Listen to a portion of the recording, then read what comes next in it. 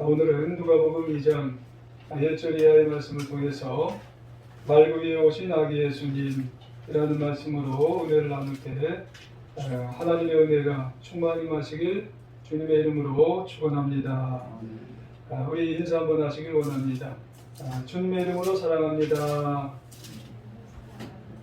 한 번 더 하시길 원합니다. 메리 크리스마스. 잘하셨습니다. 올해 네이버에 기재된 글을 하나 봤습니다. 10월 말쯤 된 그런 글입니다. 전 세계에서 가장 비싼 호텔 탑10에 대한 그런 글입니다. 제가 5위부터 이렇게 한 가지씩 말씀을 드리면 5위는 뉴욕의 포시즌 호텔인데 1박에 5,900만 원 정도가 된답니다. 1박입니다. 하룻밤 자는데 5,900만 원. 4위는 깐느의 마르티네즈 호텔인데 1박에 8,000만 원이랍니다.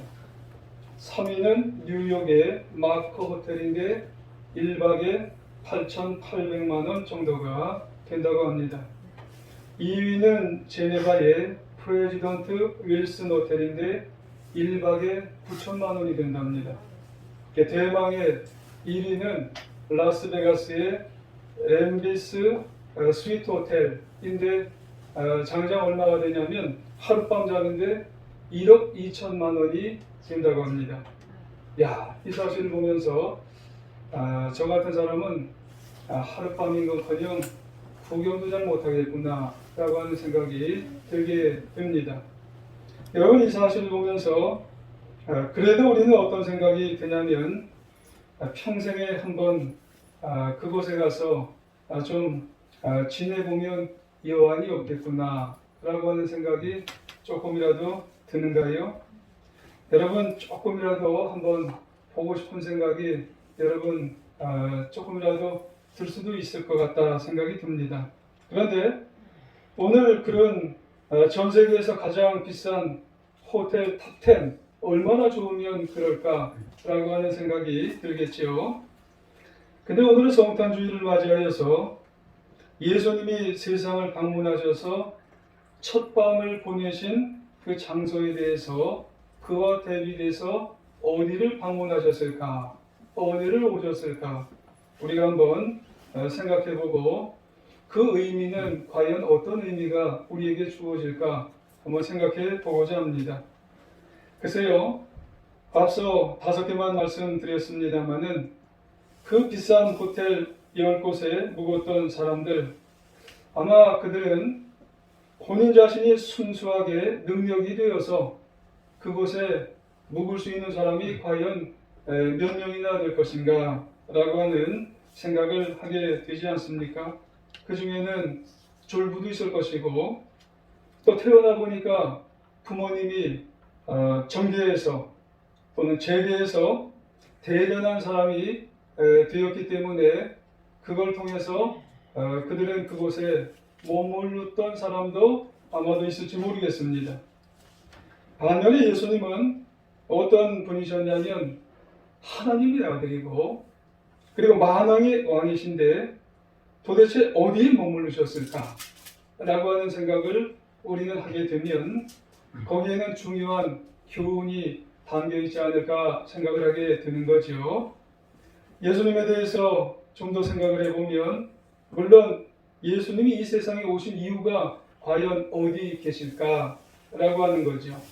예수님은 하나님의 아들이시고 중요한 사실은 만왕의 왕이신 그런 하나님의 아들께서 무엇하러 이 세상에 오셨을까라고 하는 거죠. 인간을 구원하기 위해서, 나를 구원하기 위해서 이 세상에 오셨다는 겁니다. 그러면 왜 전능이라고 하는 말이 여러분 어떤 의미인 줄 아시죠? 어떤 일이든 못하는 것이 없이 모든 것이 다 능하다는 그런 말이에요. 이런 분이 왜 하필이면 불완전 투성이의 인간의 모습으로 이 세상에 오셔야 했을까라고 하는 말씀입니다.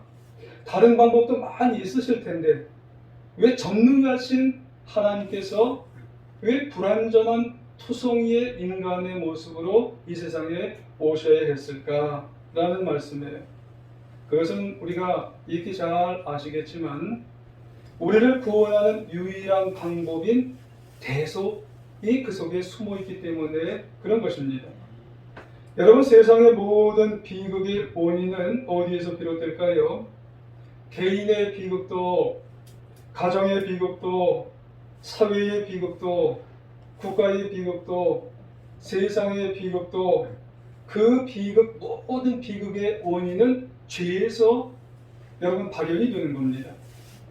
그 원인을 찾아서 그 원인을 올라가게 되면은 한 가지를 발견할 수가 있어요. 그건 뭐냐면 죄 때문에 그런 겁니다. 죄로 말미암아 세상에 수많은 갈등이 일어나고요. 죄로 말미암아 수많은 충돌과 불일치가 야기된다는 말씀이에요. 그 원인이 뭐냐면 죄입니다, 여러분. 창세기 11장 바벨탑 사건의 이야기가 거기에 나오죠. 처음에 모든 인간들은 한 마음이에요. 한 뜻으로 영차 하면서 바벨탑을 잘 쌓아 올라가게 되었어요. 그러다가 그 안에 뭐가 생겼냐면 죄가 생겼어요. 그러니까 갈등이 일어나고요. 불화가 생기고, 그래서 바벨탑을 쌓지 못하는 결과를 범하고 말게 되었습니다. 그러니까 겉으로는 멀쩡한 것 같은데 그들 안에 생긴 그 죄 때문에 탑이 무너지고 인생이 망가지게 되었던 겁니다, 여러분. 우리 인생도 마찬가지입니다. 우리의 문제의 그 죄, 그 원죄 해결하기 전까지는 정말로 완벽한 행복을 얻기라고 하는 것은 참 어렵다는 거예요. 나아가서 영생의 문제를 해결한다는 게 참 어렵고요. 더 나아가서 천국에 입성한다는 것은 이게 더더욱이나 어려운 문제가 된다는 말씀이에요. 그러므로 무엇보다도 죄의 문제를 해결하는 것은 우리가 이 인생을 살아가면서 숙제예요, 숙제. 아주 큰 과제라는 그런 말씀이에요. 그러면 과연 어떻게 죄의 문제를 우리가 해결할 수 있을까요? 로마서 6장 23절에 보면은 죄의 삭은 사망이요 그렇게 말씀합니다. 이 말씀의 의미가 뭐냐면 의로우신 하나님께서는 죄의 문제를 해결하는 방법 하나를 알려주셨어요. 죄의 문제를 해결하려면 죽어야 된대요. 죄의 삭은 사망이래요. 죄의 문제를 해결하려면 의로우신 하나님 앞에는 죽음뿐이 없다는 그런 말씀을 하게 되는 거예요. 이게 해결 방법이에요. 죄 있는 사람은 다 죽어야 돼요. 저도 죽고 여러분도 죽고 죄 있는 사람은 그저 다 죽어야 돼요. 그런데 인간 스스로 이렇게 죄 문제를 해결하기 위해서 하나님께서 우리에게 그냥 놔두시겠어요? 참 불쌍히 여기셨어요. 인간 스스로 해결할 수 없으니까 하나님은 제3자를 세워주셨어요. 하나님과 우리 사이에 제3자를 세워주셔서 이게 대속의 원리입니다. 근데 그 제3자는 죄가 없으셔야 돼요. 죄가 없는 무죄한 인간이 하나님 앞에 죄 없는 몸으로 이 세상에 오셔야 되거든요. 그분이 바로 예수 그리스도세요. 그 죽음의 방법은 바로 피를 흘리시면서 이 세상에 오셔야 된다는 말씀입니다. 그래서 히브리서 9장 22절 하반부에 보면 뭐라고 말씀하시냐면은 피 흘림이 없은즉 사함이 없느니라 그렇게 말씀을 하세요. 그래서 십자가의 대속을 통해서 십자가의 피 흘리심을 통해서 믿는 자들에게 구원이 오는 것이고 영생을 받게 하는 것입니다. 그러므로 죄 없으신 예수님이 세상에 오신 것은 우리 모든 인간들에게 죄 대속의 제물이 되셔서 우리를 구원하시기 위해서 이 세상에 오신 줄 믿습니다. 그래서 요한복음 3장 16절에 보면은 하나님의 세상을 이처럼 사랑하사 독생자를 주셨으니 이는 그를 믿는 자마다 멸망치 않고 영생을 얻게 하려 하심이라. 하나님이 그 아들을 세상에 보내신 것은 세상을 심판하려 하심이 아니요 그로 말미암아 세상이 구원을 얻게 하려 하심이니라 그렇게 말씀하세요. 근데 중요한 문제가 있어요. 이런 예수님이 세상에 어디에 오셨냐고 하는 것이에요. 오늘 제목이 말구에 오신 아기 예수님 그렇게 되어 있죠. 그럼 답이 나왔잖아요. 이런 아기 예수님이 세상을 다 구원하기 위해서, 우리를 구원하기 위해서 어디에 오셨는가 라고 하는 말씀이에요. 저나 여러분도 아시다시피 예수님이 태어나신 것은 화려한 것이 아니에요. 아름답고 따뜻한 그런 것이 좀 오셨으면 좋겠는데 그런 것이 아니란 말씀이에요. 아니, 하나님의 아들이고 전능하신 만왕의 왕이신 이런 예수님이 좀 오시면 더 좋은 방법으로 좀 오시면 좀 어때요? 더 좋은 곳에 오시면 좀 어떻겠어요? 그런데 예수님은 얼마든지 최고의 곳에 오실 수 있는 능력이 있음에도 불구하고, 그리고 아까 말씀드린 것처럼 세계에서 가장 최고 탑10 이런 곳에 좀 오셔도 누가 뭐래요, 누가? 라스베가스의 엠피스 스위트 호텔 같은 곳 1박에 1억 2천 되는 곳에 오시면 우리가 뭐라 그래요? 날 구원하신다는데 누가 모르겠어요. 그리고 그 시대 2000여 년 전에 당시의 세계 심장부인 로마 같은 데 오시면 좀 어때요? 로마에서 하룻밤 자보니까는요, 거기 호텔도 괜찮더라고요. 뜨거운 물 나오고 말이지. 그리고 침대도요 그냥 푹신푹신하고 말이지. 그리고 텔레비전도 뭐 너무 좋아요. 아주 LED로 되어 있고요. 그런데 좀 오시면 좀 어때요? 아니면 하다못해 이스라엘의 수도 예루살렘의 왕궁에 태어나시면 아주 좋았을 것이다, 그렇게 생각할 수도 있지 않습니까? 그런데 만왕의 왕이신 하나님의 아들 전능하신 예수님이 나신 곳은 여러분 어딘 줄 아세요? 오늘 저하고 교독을 해서 같이 읽으신 누가복음 1절에서 7절이 아주 잘 나와 있습니다. 당시의 로마의 황제는 누구냐면 가이사 아구스도입니다. 근데 이 가이사 아구스도가 각 지방에 명령을 내려서 인구조사를 이제 시켰어요. 그 이유는 병역의 의무를 감당할 사람을 조사하는 것이 한 가지고, 그리고 또 한 가지는 그 사람들에게 세금을 이제 징수하기 위해서 이제 인구조사를 하게 되었던 겁니다. 그런데 이 인구조사 명령은 나사렛에 살았던 요셉과 마리아에게도 피해갈 수 없는 그런 조항이에요. 그래서 이 요셉과 마리아도 호적하기 위해서 본적이 있는 베들레헴으로 와야 되는 거예요. 그래서 베들레헴으로 가야 되는데 베들레헴은 아주 작은 마을입니다. 그런데 때가 때인 만큼 호적하러 오는 사람들이 너무 많은 거예요. 지금 그 시대가 다 호적을 명령받았기 때문에 그런 겁니다. 그래서 가보니까는 여관이 10,000원이에요. 여관이 꽉 찼다는 겁니다. 한꺼번에 많은 사람들이 모여서 여관을 잡으려니까 빈 방이 없어요. 결국 이제 마리아는 거의 만삭이 다 되어 있는 상태이기 때문에, 그래서 호적하러 이제 베들레헴에 와 있으니까는 방을 구하지 못하니까 할 수 없이 바람을 막으려고 이제 겨우 찾은 곳이 어디예요? 마구간이에요. 마구간 빈자리로 찾아 들어가는 거예요. 지난번 성지순례 때 거길 가봤어요. 근데 마구간이라고 여러분 말씀을 드렸지만 현대의 마구간을 생각하시면 안 됩니다. 현대의 이 말들을 이제 다 씻기고 말들을 재울 수 있는 그런 마구간을 연상하시면 이게 아주 여러분 곤란해요. 당시의 마구간은 어떤지 아세요? 여러분 숙이고 들어가야 돼요. 그리고 그 마구간은 여러분 이 동굴처럼 되어 있어요. 그리고 동굴처럼 되어 있는 마구간이 이 바위가요 새카맣습니다. 그리고 저 구석 어디에 조그마한 이제 제단같이 쌓여있는 그 위에다가 예수님을 놔야 되는 그런 모습이에요. 그러니까 바람이 옆으로도 뚫리고 이러기도 뚫리고 다 뚫린 그런 자리가 이제 예수님이 나신 그런 마구간이에요. 아주 형편이 없어요. 바람만 겨우 피할 수 있는 자리입니다. 햇빛만 겨우 막을 수 있는 아주 형편없는 누추한 자리가 지금 요셉과 마리아가 피해 들어간 그런 자리예요. 그 자리에 여물통이 있는 거예요. 먹이통이 있는 거예요. 그곳에 만왕의 왕이신 하나님의 아들 예수 그리스도 거기 나셨어요. 그럼 왜 이렇게 되셨을까? 겉으로 보면은 사람들이 그렇게 만든 것 같아요.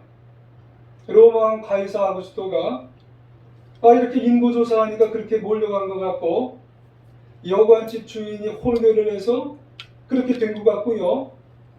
또 아니면 손님들이 이제 두 사람 중에 마리아가 이렇게 배가 나오면 좀 이렇게 인도를 해줘야 되는데 그것도 안 해줬기 때문에 마구간으로 간 것 같아요. 그런데 사실은 보이지 않는 가운데 배후에서 하나님이 역사하셨어요. 그러니까 어쩌다가 그렇게 된 것이 아니라 하나님의 아들 예수 그리스도께서 스스로 선택하셔서 그 수많은 자리 가운데 굳이 그곳을 선택하셔서 그곳에서 스스로 낫게 되었다는 말씀이지요. 여러분, 이것은 어찌 보면은 십자가를 예수 그리스도께서 스스로 지신 것과 일맥상통하다는 말씀이에요. 예수님 스스로 선택하셔서 많은 가운데서도 그 마국간, 그곳의 말구유 속에 예수님께서 스스로 만왕의 왕이신 예수님께서 오셨다고 하는 말씀이에요. 그러면은 베들레헴 마국간 그 형편없는 곳에 왜 예수님께서 오셨는지 의미를 우리가 좀 살펴보아야 될 겁니다. 그러면 예수님은 왜 그런 곳에 오셨을까? 왜 그런 장소에 담긴 의미가 과연 뭘까? 한 가지는 그곳에는 비참한 장소라는 의미가 있어요. 비천한 장소라는 의미가 있다라는 말씀이에요. 본래 예수님은 어떤 분이에요? 가장 존귀한 분이십니다. 가장 높으신 그런 분이 바로 예수님이세요. 왜요? 하나님이시기 때문에 그런 분이죠. 그런데 이런 분이 가장 낮은 자리로 오셨어요. 정말 이 마국간에서도 가장 여물통 속으로 오셨다는 것은 하늘에서 거기까지 내려오셨다는 거예요. 가장 비천한 장소로 내려오시게 되었다는 데는 무슨 의미가 있지 않으시겠어요? 그래서 빌립보서 2장 6절 이하에 보면은 우리말 성경으로 이렇게 되어 있습니다. 그분은 본래 하나님의 본체셨으나 하나님과 동등됨을 기득권으로 여기지 아니하시고 오히려 자신을 비워 종의 형체를 가져 사람의 모양이 되셨습니다. 그리고 그분은 자신을 낮춰 죽기까지 순종하셨으니 곧 십자가에 달려 죽으신 것입니다. 그렇습니다. 그러면 왜 그러셨을까요? 만일 예수님이 왕의 모습으로 오셨어요? 아니면 어떤 귀족의 모습으로 오셨어요? 여러분, 그러면 웬만한 사람이 예수님께 접근하기가 쉬울까요? 어려울까요? 어려워요. 요즘으로 말하면 예수님이 청와대에 오셨어요. 그러면은요, 가기가 너무 어려워요. 여러분, 청와대 한번 들어가려면 참 어렵지 않아요. 그러니까 예수님이 왕의 모습으로 왕궁에 나셨으면 예수님을 만날 수 있는 사람은 극히 제한됐다는 겁니다, 여러분.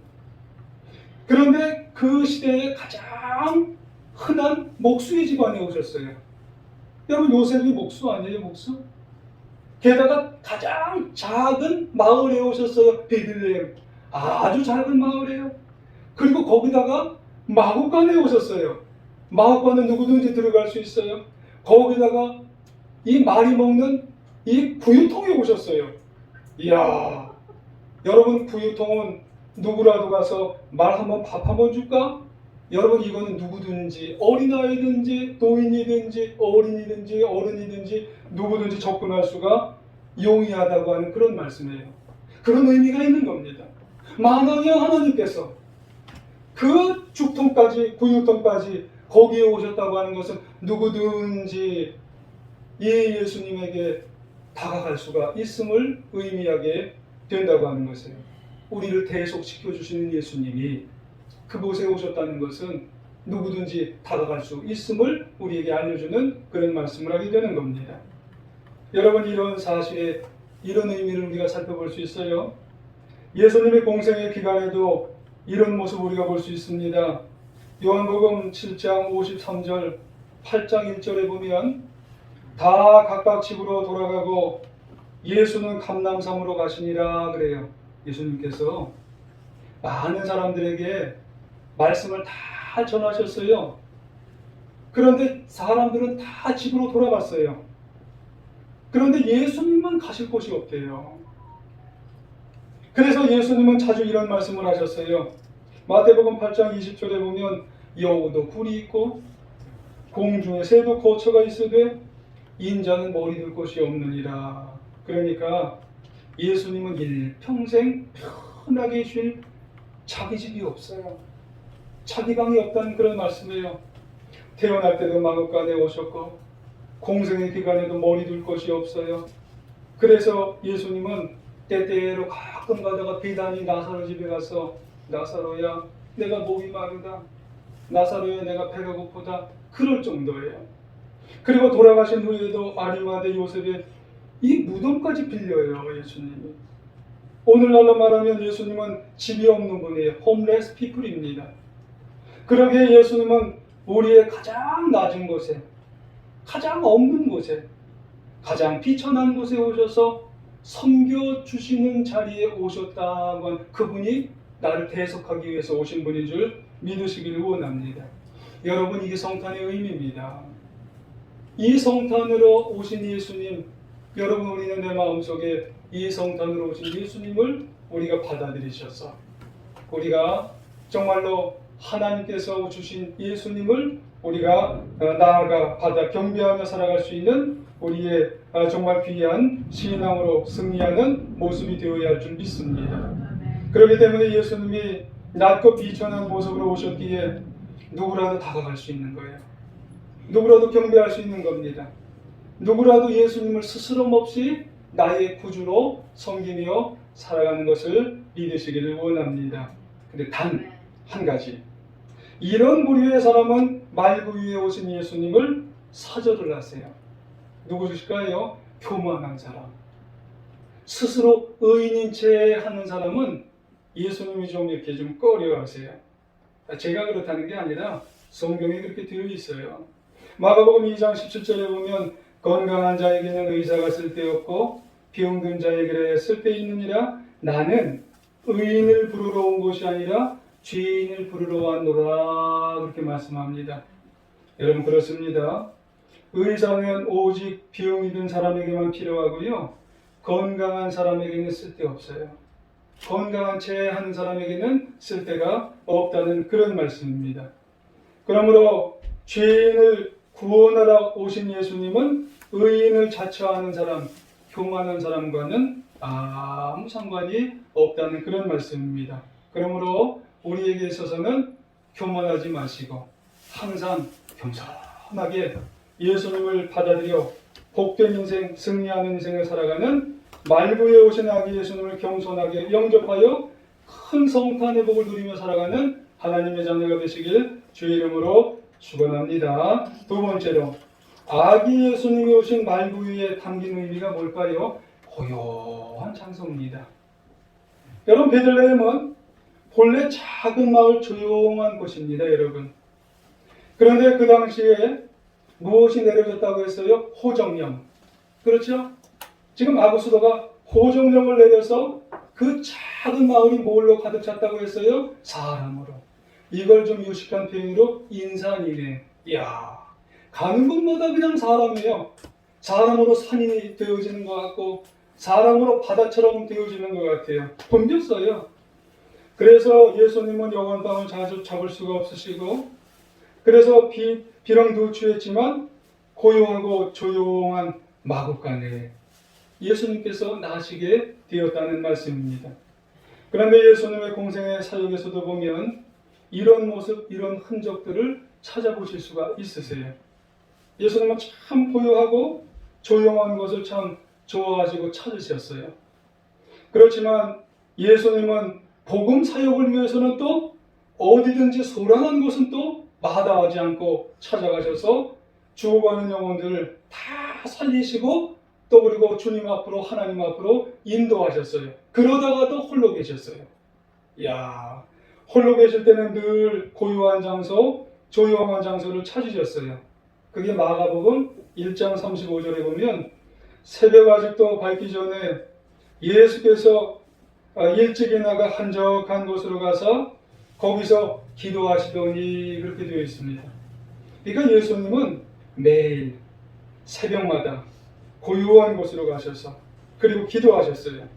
매일 고요한 장소에서 누구의 음성을 듣기 위함이에요? 하나님의 음성을 듣고 새 힘을 얻고 새 지혜를 얻고 그리고 하루하루를 승리하며 살아가게 되었다는 말씀입니다. 예수님은 하나님의 아들이어도 고요하고 조용한 곳에서 하나님의 음성을 듣기를 원하셨어요. 이것이 예수님께서 어디에 오신 거예요? 말구 위에 오신 그런 의미가 담겨 있는 겁니다. 여러분, 말구 위에서 조용하게 고요하게 오신 그 의미를 우리에게 주시고자 하는 의미가 담겨 있는 줄 믿습니다. 때문에 우리에게도 하나님의 음성을 듣는 것은 너무나 중요합니다. 세상의 수많은 소리와 수많은 소음들 그리고 영혼을 죽이고 황폐화시키는 그 소리들이 얼마나 많아요. 하지만 그곳에 우리가 편중하고 귀 기울이는 것이 아니라 예수님께서 말구 위에 오셔서 조용하게 계신 것처럼 우리도 하나님의 음성을 조용한 가운데 들으며 살아갈 수 있는 이 성탄주일의 이 시간들이 되어야 할 줄 믿습니다. 글쎄요, 지난 주간에 제가 다음 포털 사이트에서 이런 글을 봤어요. 오래 살려면 반드시 줄여야 하는 영양소, 이런 글을 봤습니다. 그 핵심의 내용은 건강하게 오래 살려면 탄수화물 섭취 비율을 줄여야 한답니다. 뭐 아시는 분이 계신 것 같아요. 그러면서 설명하기를 우리가 먹는 탄수화물, 지방, 단백질 비율을 5대 3대 2로 하랍니다. 왜 이런 비율을 주장하냐면 우리나라는 상대적으로 탄수화물 섭취율이 참 많답니다. 그래서 지방과 그리고 단백질 섭취율을 좀 이렇게 좀 높이랍니다. 근데 제가 이런 말씀을 드리려고 하는 게 아니죠. 성탄주일날 뭐 탄수화물하고 지방을 많이 드시라는 그런 말씀을 드리려고 하는 것이 아니라 거기 리플을 이렇게 보게 됐어요. 근데 새겨들을 만한 그런 글이 이제 리플에 달렸습니다. 그 리플에 오래 살려면 하면서 리플을 이렇게 썼어요. 오래 살려면 세상 소식에, 세상 뉴스에 너무 신경 쓰지 말랍니다. 여러분, 우리가 먹는 것도 중요한데 세상 뉴스에 너무 신경 쓰면 오래 못 산답니다. 요즘 우리가 살다 보니까 뭐 어느 법무부 장관이 뭐 어땠대, 어느 뭐 총장이 뭐 어땠대, 뭐 코로나가 어땠대, 집값 뭐 잡을 거야 못 잡을 거야, 괜히 그거 갖고 그냥 혈압이 막 오르고요. 그래서 내일이 크게 뭐 나와 직결적이 안 되는 건데 그거 갖고 핏대 세우다가 싸우는 사람이 있어요. 그러니까 세상 뉴스에 너무 몰두하다 보니까는요, 그거 가지고 쌈 붙는 사람이 있더라는 거예요. 오래 살려면 세상 뉴스에, 세상 소식에 너무 신경 쓰고 귀 기울여서는 안 된다요. 그거에 신경 쓰지 않아야 오래 산답니다. 여러분, 세상 뉴스에 너무 몰두하다 보면 영혼의 소리를 못 듣는다는 겁니다. 세상의 다른 소식들이 너무 내 속에 오면 생명의 소리, 영적인 소식, 이런 소식이 안 들린다는 거예요. 대신에 그런 소리를 너무 듣다 보면은요, 오늘은 뭐 세상 소식 들을 거 없나? 오늘은 뭐 세상에 뭐 나에게 뭐 들려줄 거 없나? 이러다 보면은요, 영혼이 피폐해져요. 영혼이 황폐해진다는 겁니다. 세상 소리에 자꾸 귀 기울여보면 귀가 이만해지고요, 하나님이 들으려고 하는 소식은 요만해지게 되어서서 내가 하나님이 주시는 내 마음의 영적인 소식이 조그마진다는 거예요. 그러므로 우리는 세상의 소리에 너무 치우치지 말고 고요한 가운데, 조용한 가운데 우리에게 들려주는 생명의 영적인 소리를 사모하고 들으려고 노력하며 살아가는 하나님의 자녀가 되길 주의 이름으로 축원합니다. 처음에 잘 안 들려요. 안 들릴 수도 있습니다. 세상의 소리에 이미 익숙해져 버렸으면 여러분 안 들릴 수도 있어요. 하지만 더욱더 조용한 자리에 여러분 말구유에 오신 예수님 우리에게 들려주시는 게 뭐예요? 조용한 자리를 사모하라는 거예요. 고요한 자리를 사모해서 하나님의 음성을 들으려고 노력하시라는 겁니다. 찾고 또 찾고 확보해서 아기 예수님이 주신 음성을 여러분 우리가 듣고 승리하며 살아가야 될 줄 믿습니다. 1904년 영국 교회는 영적으로 너무 메말라 있답니다. 신앙생활은 형식적이고 교회 안에 살아있는 기도가 없어요. 전도가 역사가 없고 사람들은 세상의 소리에 흠뻑 젖어 살았던 그때야 1904년도랍니다. 그때 이반 로버츠라는 젊은이가 있었는데 하나님의 은혜를 너무 사모하는 청년이었대요. 젊은이였어요. 영적인 회복을 간절히 기도했어요. 그래서 하나님, 나는 하나님을 정말 사모하고 하나님께 굴복합니다. 나는 하나님 앞에 완전히 굴복하기를 원해요. 나는 하나님의 소리를 듣기를 원합니다. 그의 마음이 뜨거워져서 세상 소리에 귀를 기울이지 않고 하나님 앞에 조용한 곳에 나가서 늘 하나님의 소리를 들으려고 노력을 했대요. 그러던 어느 날 이반 로버츠가 담임 목사님에게 가서 목사님, 나 설교 한번 하고 싶어요. 처음에는 목사님이 설교 안 된다고 그랬답니다. 그러다가 너무 간절해서 이 느껴지니까 이 담임 목사님이 그러면 수요일 날 내가 먼저 설교를 하고 광고를 할 테니 남아있는 사람에게 설교를 이제 하기를 원한다고 광고를 해주기로 했어요. 그래서 이 이반 로버츠가 설교를 했는데 우리는 생각나는 죄를 하나님 앞에 고백해야 합니다. 우리의 생활 속에 좋지 못한 습관은 모두 제거해야 합니다. 우리는 성령님의 간절하심을 즉각 순종해야 합니다. 우리는 조용한 곳으로 가서 하나님이 나에게 들려주시는 음성을 사모해야 합니다. 이런 내용이 어찌 보면 너무 미숙한 거예요. 근데 그때 17명이 들었대요. 그 17명 마음속에 조용한 성령님의 두들김이 있었답니다. 그리고 30일이 지난 다음에 37,000명이 운집을 했답니다. 그리고 5개월이 흐른 뒤에 10만 명이 그리스도인에게로 돌아왔다는 거예요. 이게 웨일즈 대부흥의 시작이었다는 겁니다. 여러분, 이 성탄절기에 우리도 있는 곳에서 세상의 소리에만 너무 귀 기울려고 하지 마시고 조용한 가운데 하나님의 음성, 예수 그리스도 아기 예수님의 음성을 들으려고 노력하셔서 정말 말구에 오신 그 조용한 예수님의 음성을 통해 새 힘을 얻고 새 능력을 얻어 승리하는 우리 모두가 되어야 할 줄 믿습니다. 한 가지 더, 아기 예수님 말구에 오신 담긴 의미는 뭐냐면 고난의 장소입니다. 여러분, 예수님은 말구 위에서 마구간에서 태어나셨다고 했어요. 이것은 한마디로 그만큼 극심한 가난에 오신 것을 여러분 의미합니다. 아기 예수님은 강보에 쌓였는데 7절에 강보라고 하는 것은 명사적인 의미로 보잘것이 없는 포대기예요. 동사적인 의미로는 여러분 뭐예요? 찢어졌다는 의미입니다. 누더기가 찢어진 겁니다, 여러분. 여러분, 좋은 천이겠어요? 여러분이 요셉과 마리아가 지금 여러분 옮겨 다니는데 어디서 좋은 천이 나오겠어요? 기저귀를 준비할 만큼 그런 어떤 형편이 못 되는 겁니다. 여기저기 찢어진 누더기 같은 그런 어떤 기저귀로 아기 예수님을 지금 둘둘둘둘 감았다는 그런 의미 아니겠어요? 그러므로 아기 예수님의 탄생은 오실 때부터 가난을 경험한 겁니다. 얼마 안 돼서 헤롯의 핍박 때문에 핏덩이 같은 몸으로 여러분 애굽으로 피난을 가는 겁니다.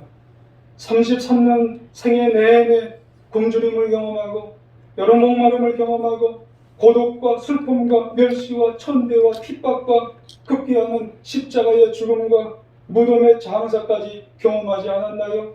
그래서요, 히브리서 4장 15절에 보면 우리에게 있는 대제사장 예수 그리스도는 우리 연약함을 동정하지 못하실 리가 아니요 모든 일에 우리와 똑같이 시험을 받으신 이로되 죄만 없다고 얘기합니다. 할렐루야. 동정은 우리의 것을 다 경험하세요. 우리가 인생을 살아올 때, 특별히 코로나를 살아올 때 누가 나를 이해해? 예수님이 이해하십니다. 예수님이 도와주세요. 예수님이 역사해 주십니다. 고난의 현장에서 함께 모든 것을 우리보다 더 겪으신 예수님이 이해하시는 줄 믿습니다. 말구유가 그런 자리입니다. 그런 예수님을 우리가 정말 함께하여서 새 힘을 얻고 인생을 승리하며 살아가야 할 줄 믿습니다. 이철환이라는 작가가 있습니다. 연탄길, 그 글에서 소재로 아빠의 눈물이라는 글이 있습니다. 어느 가족의 이야기인데 온 가족이 휴가를 다녀오다가 고속도로에서 교통사고가 났어요. 중학교 3학년 딸아이가 크게 다쳐서 목발을 짚게 됐습니다. 그때 아빠도 같이 목발을 짚게 됐습니다. 다행히 다른 가족들은 경상인데 그런데 한참 예민한 이 청소년기 딸아이가 방황을 하는 거예요. 엄마 말도 안 듣는 거예요. 그런데 아빠 말을 듣는 거예요. 왜냐하면 아빠가 같이 목발을 했거든요. 4년이 흘렀어요. 이 딸아이가 좋은 대학에 합격을 했어요. 그래서 온 가족이 다 대학에 입학식 날 갔어요. 그런데 입학식을 마치고 저쪽에서 이제 어떤 아이가 놀다가 이제 앞에서 오는 그 차가 오는 것을 못 봤어요. 공만 보고 다가가는 거예요. 그때 이 아빠가 어땠는 줄 아세요? 목발을 집어던지고 막 달려가서 그 아이를 옆으로 이제 옮기면서 그 아이를 구했어요. 그때 이 딸아이가 아빠? 무슨 얘기예요? 아빠 지금 안 다쳤잖아. 4년 동안 목발을 이 딸아이를 위해서 목발제비를 한 거예요. 안 다쳤는데 멀쩡한데 아빠가. 그래서 이 딸아이가 거기서 아빠를 보면서 아버지하고 온 가족이 울게 되었다는 그런 말씀이에요. 이것이 예수님의 우리를 향한 동정이라고 하는 겁니다. 몸소 보여주신 예수님의 사랑, 여러분 말구이에 오신 그 사랑이 여러분 우리를 향한 모든 고난을 경험해 주신 그 사랑이 그 속에 담겨 있음을 우리는 기억하셔야 되는 겁니다. 여러분 오늘은 성탄주일이에요. 2000여 년 전에 하나님의 아들 아기 예수님이 그 작은 마을 베들레헴에 그 마곡간에 그 정말로 그 말구유 속에 오시는 것을 우리는 기억해야 합니다. 그 의미가 무엇인지 우리가 한번 다시 한번 회상해 보시고 더 겸손하게 그리고 더 고요한 장소로 나아가 주님의 음성을 들으시면서 그리고 몸소 보여주신 그 크신 사랑을 우리가 인생을 살면서 항상 고백하면서 우리가 살아가야 할 줄 믿습니다. 그래서 이 성탄절기 주님의 그 크신 사랑을 깊이 깨달으며 감사하면서 새로운 은혜와 새로운 힘을 항상 체험하면서 인생을 승리하며 살아가시기를 간절히 주님의 이름으로 축원합니다.